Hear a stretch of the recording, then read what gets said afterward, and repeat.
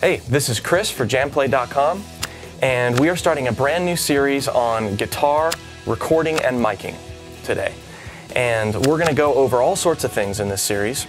How to set up your studio or your space to get the best sound possible, different microphone techniques, different types of microphones, different ways to record your guitar without microphones, direct guitar recording. And we're going to go over basically how to get a good sound with your instrument as you're writing and recording with your guitar. The first thing we're going to go over here in this introduction is what you need to get started recording. Many of you probably already have a computer, maybe some software, whatever, but maybe you're just getting started. Maybe you just have a guitar and that's it. So I'm going to go over here in the next scene some basic things that you're going to need to get started recording. Now in this series, we're not going to go over how to use any particular recording software. We're not going to go over audio editing. That'll be saved for later. We're basically going to be looking at getting your guitar into your software, whatever it is that you're using, in the best way possible with the best sound possible. So that includes, like I said before, setting up your room, making sure you got the right equipment, and that you know how to use it. So let's get started. All right, so you're starting from scratch. You probably already have a computer, but you may not be sure that it's good enough. And technology is changing so fast these days that what was good enough a year ago may not be good enough today. So as far as a guideline there, I encourage you to go on the web and search multiple use groups and try to figure out, depending on what software you're wanting to use, what the system requirements are. In general, you want something with twice the amount of memory as is advertised stock on any computer. So if it comes with a certain amount of memory, you want to double it. That's a good rule of thumb. And that's a pretty timeless rule also. That's worked here for years now. It'll probably work for years to come. So you have a nice computer. You can choose to go Mac or Windows. There's really no advantage to either. It just depends on which you're more comfortable with and which you feel like you can make music best on. Remember, it's a tool to make music. Once you've decided on a computer, a lot of people make the mistake of stopping there and using a conglomeration of different low-cost cables, and they go into the back of their sound card and try to record the guitar. And then they wonder why it never feels like they're going into an amp, or why it doesn't feel right. You might go into GarageBand or Audacity or something like that, and then it just doesn't feel right. There's a lot of reasons for that, and we're going to get into that later. But the first thing that you want to make sure you're doing is that you are purchasing or you are using a nice recording interface. And this is a DigiDesign MBox 2 Pro. This is a FireWire recording interface, but there are a lot of them on the market that work just as well as this. And you can really expect to spend anywhere from about $100 all the way, thousands of dollars. But if you're just getting started, something like this, which runs for about $600 or below, will be just fine. But the one thing that this interface has, and many of them do have this, you've got two preamps, and a preamp is what you're gonna, if you're doing direct recording, what you're gonna record your guitar or plug your guitar directly into. And we'll get more into this in a little bit. It's also where you might plug in a mic, and then this box is gonna take that mic or that direct line in from your guitar, and it's going to prepare it for the best signal possible going into your computer. These are much higher quality preamps on this unit than you would find really in the back of your computer or on your laptop or whatever. So that's why you use a recording interface. Also in most general recording interfaces, you have the ability to plug headphones in, to plug monitors in, and listen back in a variety of ways. They also have multiple inputs, so you could record multiple guitars at once. Some of them have enough inputs to record drums and 5-piece orchestra, string quartets or whatever. 5-piece string quartet? Anyway, you've got a lot of options with recording interfaces, and it can be very daunting. But if you're using a particular DAW, you want to make sure that you have a DAW, I mean digital audio workstation or recording software. You want to make sure that you have a quality interface for getting started with. That's going to make a huge difference. So, computer and recording interface. Okay, the next thing you're going to want is a good set of headphones. These headphones are maybe a little bit overkill for what you would need to get started, but the main thing that you want to take away from these is that they cover your ears so that bleed is minimized when you're listening back and you're trying to record.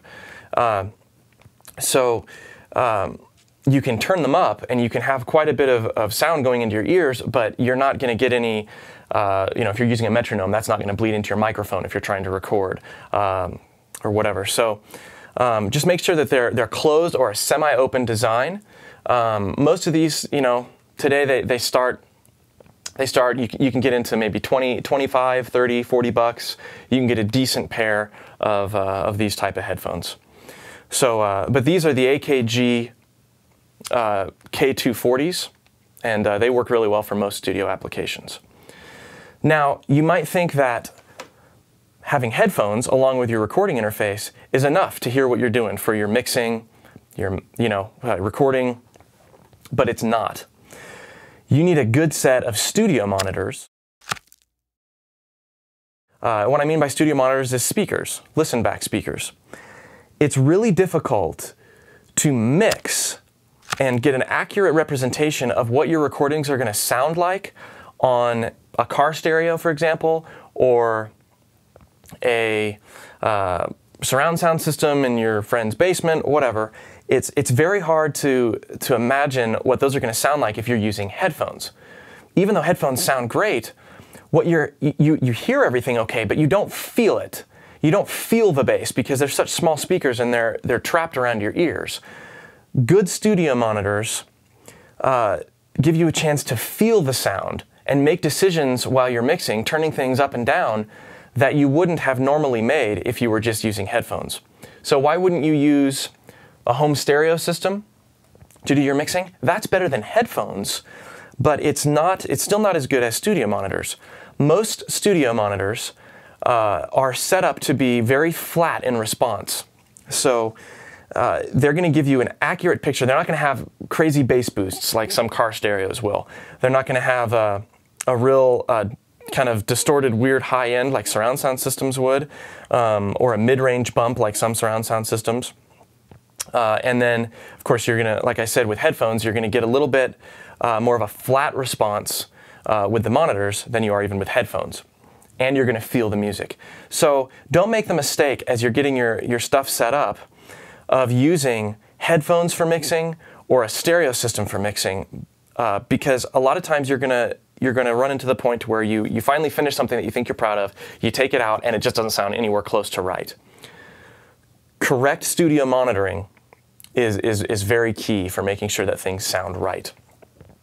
All right, so the next thing that you're going to want to consider as you're getting started with your studio is a couple of mics.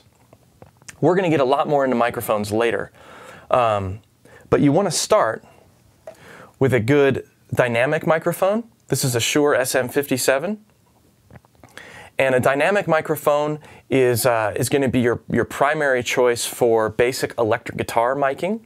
It also works very well for a little bit of vocals, especially loud vocals. It works well for a variety of other instruments like drums, anything that's loud and punchy.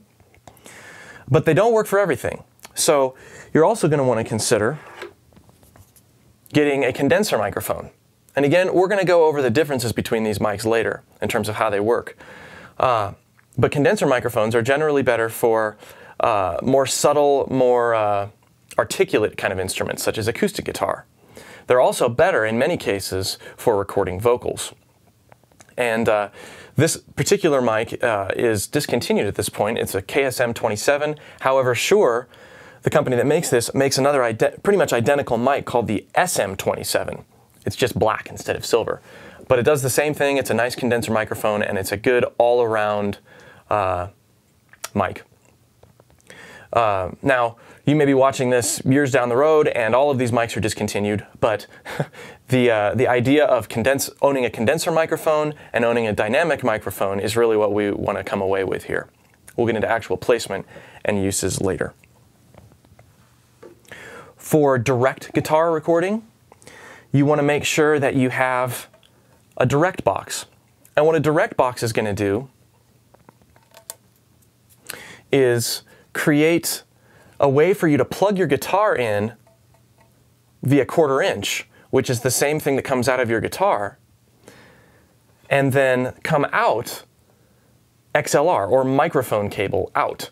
So you can take an instrument level in, a direct in, and then go out a different level to go into a microphone preamp.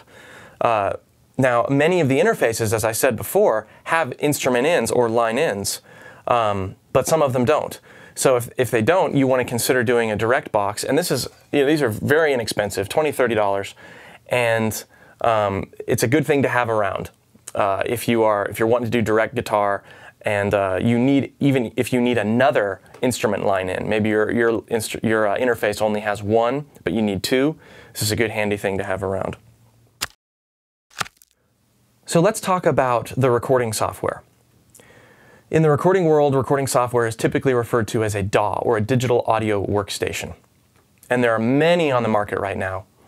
The one thing that you want to consider when you're doing a DAW is, what do you want it to do and how far do you want it to take you? There are many free options out there right now, but they're not going to last you very long. And you may find that you get frustrated because you're not able to get the sound that you want out of these because of the limitations of the software. The one that I recommend is Pro Tools. And many of you who have read my articles know that I'm a diehard Pro Tools fan. The reason I recommend Pro Tools is because it's been around for a long time. You can get into it for very inexpensively. Currently, you can get into if you purchase an interface, you can even get into a very reduced version of Pro Tools called Pro Tools Essential, and that can come with your interface for under $200. You can also choose to purchase more expensive interfaces and more add-ons to Pro Tools, and you can spend as much as you want. But the point is it's going to get you started and take you all the way up to wherever you want to go. You may find the need to add on some things to the software. Currently, most recording software, most DAWs, come with the ability to do basic drum loops, basic direct guitar recording, basic other synth kinds of things. So you may find that the things included with your recording software are good enough. You may find the urge to add on. Some of the ones that I use here in the studio, I use Waves GTR quite a bit. It's a direct guitar recording software that works within Pro Tools. And then for my drums, for creating backing tracks and for doing song demos and stuff like that, I use TuneTrack's Easy Drummer or Superior Drummer. Both of these products offer considerable more flexibility and more tweakability than the stock stuff in any DAW currently.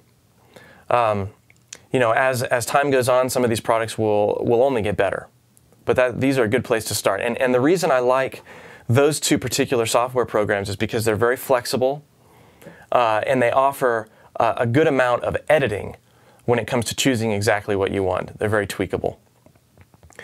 The last thing that you're going to want to consider as you get started here, so we've got a computer, we've got a recording interface, we've got microphones, headphones, studio monitors.